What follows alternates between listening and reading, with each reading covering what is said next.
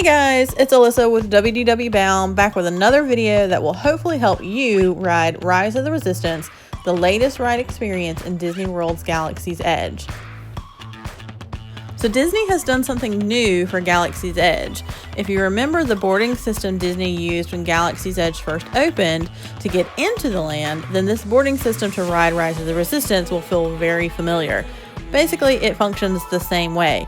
However, there are some tips and tricks you may want to take advantage of to guarantee you get to ride the day that you visit. Due to its immense popularity, boarding groups tend to be distributed very quickly and will often run out within the first 30 minutes to an hour of the park opening.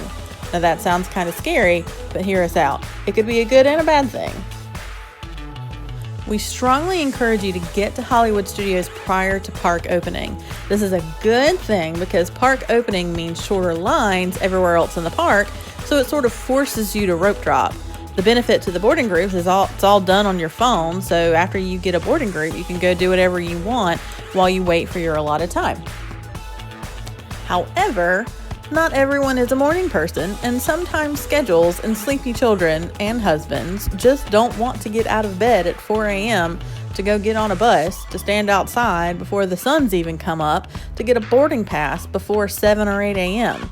The downside to the boarding pass is all parties must be physically in the park in order to join a boarding group. So you can't just send your one morning person to get the whole family a boarding group. So, as you can imagine, this requires your party to be not only motivated, but also cooperative. So depending on your family dynamic, may the force be with you. Okay, so with all that being said, let me walk you through the process. It's recommended to arrive about an hour prior to park opening, as Disney has been letting park goers into the park as early as 30 minutes prior to.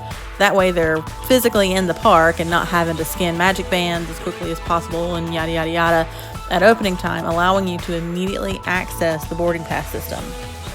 You obviously need to download and install the My Disney Experience app prior to arrival and make sure you already have it set up before you get there.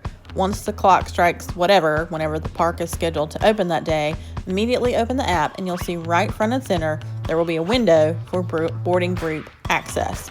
Tap it and it'll bring a second menu where you will tap Join Boarding Group to join a group.